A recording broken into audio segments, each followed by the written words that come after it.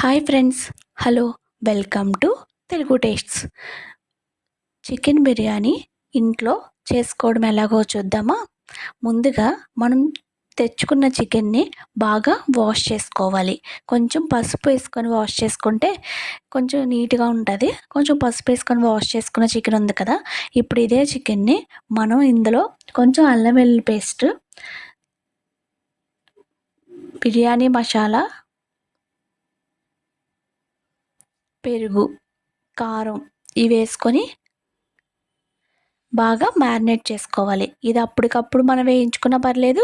ఒక 5-6 అవర్స్ మనకు టైం ఉందంటే మనం ఫ్రిడ్జ్‌లో పెట్టుకొని మ్యారినేట్ చేసుకున్న దాన్ని ఇంకా టేస్టీగా ఉంటది. ఇప్పుడు ఒక కడాయి పెట్టుకొని మ్యారినేట్ చేసుకున్న తర్వాత ఒక కడాయి పెట్టుకొని దాంట్లో ఆయిల్ వేసుకొని కొంచెం జీడిపప్పు వేయించుకోవాలి. ఇది బాగా వేయించుకోవాలి. ఇది వేయించిన తర్వాత ఇదే కడాయిలో ఇప్పుడు నేను చూపిస్తున్నాను కదా! చెక్క, అనాస పువ్వు, జాపత్రి, మిరియాలు ఇవన్నీ కూడా బిర్యానీ సామాన్ అన్నీ కూడా వేసుకొని వేగనివ్వాలి. ఇప్పుడు ఇందులోకే ఒక బిగ్ ఆనియన్ అయితే తీసుకొని ఇలా చీలికల్లా కట్ చేసుకొని వేసుకోవాలి. ఇప్పుడు దీంట్లోకే పచ్చిమిర్చి, కరివేపాకు కూడా వేయించుకోవాలండి. మన ఆనియన్ కట్ చేసుకున్న దాంట్లో కూడా టేస్ట్ ఉంటదంటారు. ఇక్కడ ముక్కలైతే బాగోవనమాట. చీలికలైతే కట్ చేసుకోవాలి. చాలామందికి తెలియని విషయం ఏంటంటే మనం ఆనియన్ కట్ చేసుకునే ముక్కల్ని బట్టి కూడా టేస్ట్ అనేది, ఫ్లేవర్ అనేది కూడా మారుతూ ఉంటదంట. సో, మనం ఆనియన్ దేంట్లోకి ఎలా కట్ చేసుకోవాలో చూసుకొని అలాగే కట్ చేసుకోవాలి. ఇప్పుడు ఇందులో ముందుగా మ్యారినేట్ చేసి పెట్టుకున్న చికెన్ ఉంది కదా! దాన్ని కూడా వేసుకున్నాం. వేసుకున్న తర్వాత కొంచెం వాటర్, చికెన్‌లో కొంచెం వాటర్ ఉంటది కదా!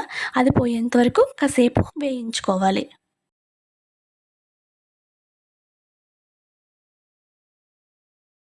ఇప్పుడు ఇలా వేగించుకున్న దాంట్లో కొంచెం అల్లం వెల్లుల్లి పేస్ట్, ధనియాల పౌడరు, జీలకర్ర పౌడరు, కొంచెం చికెన్ మసాలా, కొంచెం బిర్యానీ మసాలా, కారం అన్నీ ఏసుకోవాలండి.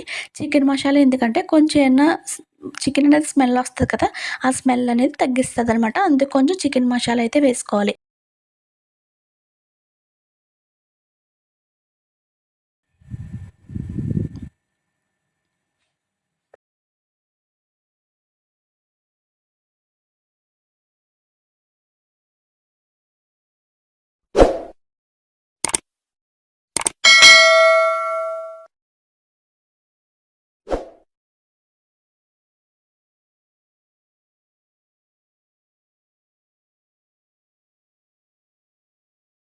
ఇప్పుడు ఇందులోకి కొంచెం వేగిన తర్వాత మనం ఎంతైతే ఆహ్, రైస్ తీసుకుంటున్నామో, నేనిక్కడ నార్మల్ రైస్‌తో చేస్తున్నాను కాబట్టి, ఒక గ్లాస్ రైస్‌కి 2 గ్లాసెస్ వాటర్ అయితే ఏసుకొని కాసేపు ఇలా బబుల్స్ వచ్చే వరకు వెయిట్ చేయాలి.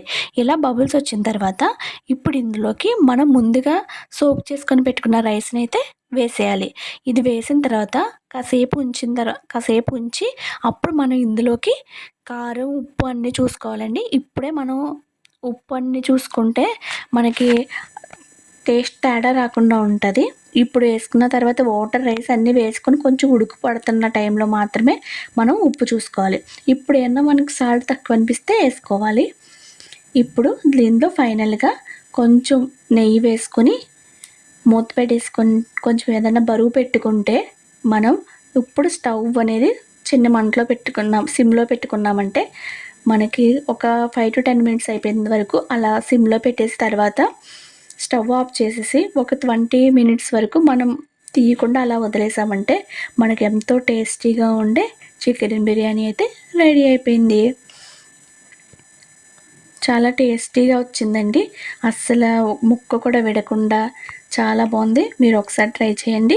ఈ వీడియో మీకు నచ్చినట్టయితే లైక్ చేయండి. మరిన్ని వీడియోల కోసం మన ఛానల్‌ని సబ్స్క్రైబ్ చేయండి. Thank you.